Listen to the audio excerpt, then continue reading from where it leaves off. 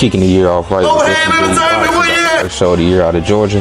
So here I had to stop the boxer. Got to be the first one in the ring as a referee. Make sure ain't nothing on the ropes, nothing wrong with the ropes. Make sure nothing on the canvas. Got your trash bags in place. Then you get in the command to come in the ring. So here it was just Lenny Harris telling me welcome back. My first show back in about a year. Pretty exciting. For it to be my first show back, I was a little nervous coming into it. But once that first bell rang, everything came back to me. So we got a good bout coming up between Brandon Moore and Ian Jones. Ian Jones is out of Macon Bibb. That's the boxer I'm speaking to now. So one thing that I did like about the boxers was that we had a host and a co-host, and the co-host was giving the introductions to the boxers.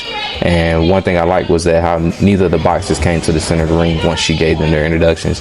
Both of the boxers waited on me to get them the command to come to the center of the ring. So great job on the boxers for waiting on the proper command. And that's just another example of what I mean as an official of you got to take control of the ring from the very beginning. So now that I'm in a good position, I call them to the center to give them the pre-bout instructions, which are, always the same. Watch your shots behind the back of the head. Watch your heads coming in. Watch shots behind the back. Keep them up at all times. No holding, no wrestling, no pushing, no shoving. And if they got any questions, let me know. If not, touch them up back to the corners. Give the command, the hand signal to start the bout to the timekeeper. And once we're ready, got the bout underway. So as soon as the bout starts, you want to establish position as a referee and make sure that you keep moving and make sure that you keep a V in between the fighters. That way that you can see everything that's going on at all times. As you see, both those fighters are pretty active and kind of stay in the corner. So you just want to stay in the center of the ring. Don't try to get up in the corner with them and get caught up in the corner. You see a lot of boxers, a lot of referees actually, kind of in the way sometimes. When a boxer is trying to move, they trip over them. Sometimes they can twist their ankle or trying to evade a punch and they can't because the referee's there. So, it's your duty as a ref to make sure that you're rolling with the fighters and you getting out the way. Don't be that ref that's just in there bumping into them and just looking lazy.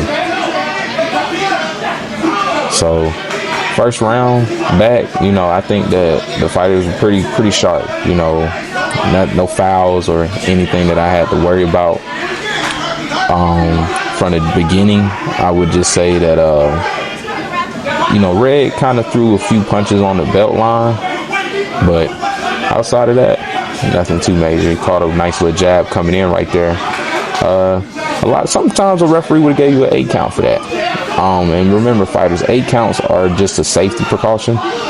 But as you see, he took 2 strong blows, and how I looked at it was, even though he took 2 strong blows and it kind of knocked him off his momentum, I looked at his eyes and his body language, and he looked at me like he still wanted to be in the fight, so I didn't question anything about his safety or his ability to fight, so I didn't get involved.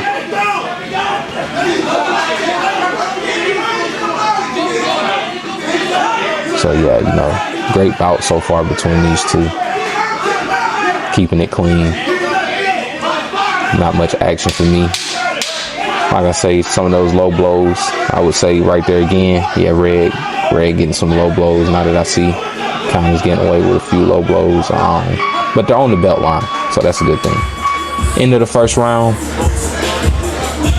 I go around to collect the cards. Once you collect the cards, you turn them into the supervisor and they tally up the score. So the cool thing about both of these gyms is that both of these gyms have a style of bring it to them, don't back down, box smart, calculated aggression. So that's something that you kind of got a good glimpse of in the first round between the fighters, of how they came out. And when they're high impact, throwing a lot of action like that, all I'm trying to really do as a ref is just make sure that, like I said, once again, nobody's holding, nobody's slapping. And slapping means not turning your punches over completely, not using the knuckle surface of the glove. So when you just use the inside of the glove, that's considered a slap. So here I'm giving the command to the corner, seconds out. From here you got about 10 seconds until the next bell rings. And now we're underway for round 2. See, once again, I say go get it mentality. Bring it to them. Both fighters came out the gate throwing hard punches, but like I said, they were throwing punches that were quality blows and to the target area. So You know, they're not slapping, they're not fouling. So, you know, that's just some clean boxing right there.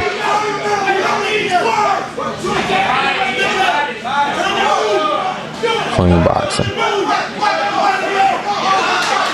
And once again, you just try to keep that V. See, so here now they're kind of getting into a hold. So I'm just trying to talk to them and tell them, you know, break it up, work it out, without me having to give the actual command of break to stop the fight, to separate them. So that's an example of just letting the boxers work things out, you know, kind of give yourself a little mental clock. And if they go past that, then intervene. If not, let them go. I mean, because look at how they were flowing off of it now. I mean, here someone's mouthpiece gets knocked out. At the time, I couldn't tell whose mouthpiece it was. So great job on the doctor for standing up and letting me know somebody's mouthpiece came out. Keep the fighter whose mouthpiece it isn't in the neutral corner, and you bring the other fighters whose mouthpiece it is to his corner. Let them wipe off the mouthpiece in the bucket, put the mouthpiece back in, and then once they do that, I give them the command of bite down. So that way, everybody can see that I gave them that command. 3 more infractions of his mouthpiece coming out, I could take a point.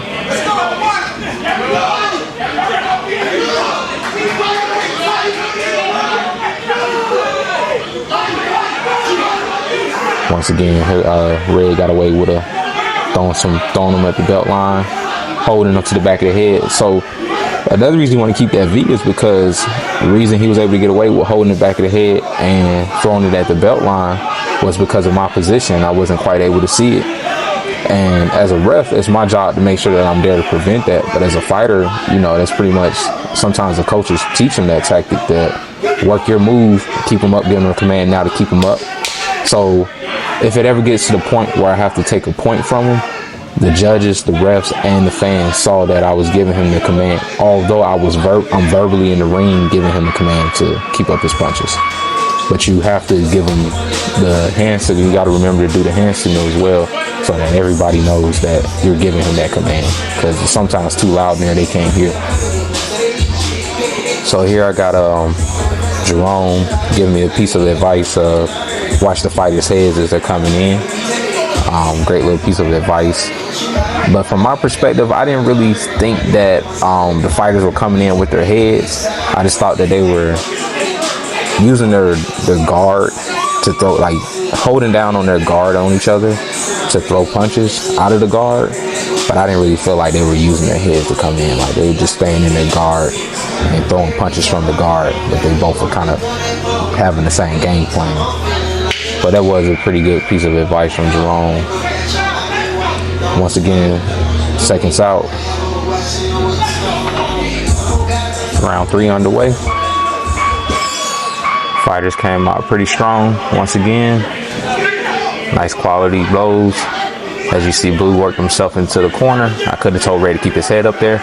But you see, also one thing you don't want to do as a boxer is work yourselves into a corner, because outside of your coaches telling you to stay in the center of the ring to control the bout, the next thing is that the refs and the judges are able to see you better if you're in the center of the ring. So the judges are able to score your blows better. I mean, because we can only score what we see. So if I can't see your punches, then sometimes they won't get scored. Got Red there, throwing him on the belt line. Throwing him on the belt line again. Had to give him the hand signal to keep him up. It seemed like it didn't really affect Blue too much.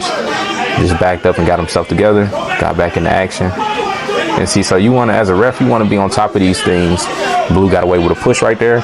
And that's okay. Sometimes they're going to get away with things. But you just got to make sure that the next time you see it happen, that you hop right on it.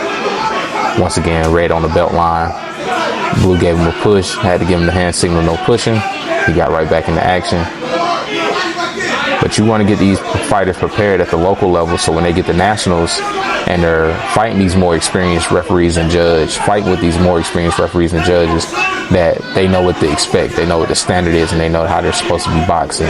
Via no holding, no slapping, no wrestling, no coming in with your head, no keeping your head down. So right here, they're kind of holding a little bit, but just give them a few seconds. They work themselves out of it. Once again, Red throwing them at the belt line. I would say that's one thing I probably let him get away with too much, was the low blows. Just kind of throwing them low, kind of close. but he doesn't seem malicious or like he's intentional with it, but still got to be on top of it. Great bout. At the end of the bout, always make sure that they touch it up, show love and respect, because that's what it's all about. Nobody here is truly enemies. Now, it's just my turn to go collect all the cards, turn them in to the supervisor. Supervisor tally up all the scores, and then we'll have a winner. So right here is Leonard. He was telling me that he couldn't really see because there was a glare from his glasses and the light from where he was sitting. So I was just like, you know, kind of like, oh man, I hope he scored the bout right and, you know, saw the proper fighter that was winning. And, you know, eventually I did think that all the judges scored the bout properly. But that's another thing, like I mentioned earlier, sometimes the judges can't see. So you want to make sure that you put yourself in the best position for them to see you.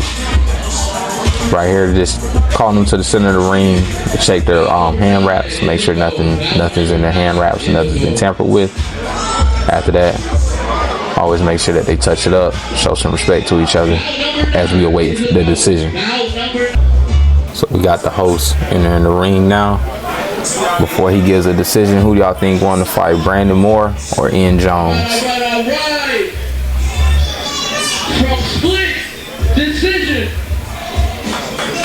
the winner of this bout, out of the blue corner. And the decision goes to Brandon Moore out of Stick and Move Boxing. Great bout, nice clean bout between both gentlemen. Now you just escort them out the ring, and as the referee, once again, as you're the first to be in the ring, you got to make sure they're last out the ring as well. And right there is Coach Price climbing up on the canvas to take a picture with Brandon. He's the one that put the event on out of Different Breed Boxing. So great job, gentlemen. Great bout. Referee grade for the day, I give myself an A-. Missed a few low blows. But other than that, great job, gentlemen.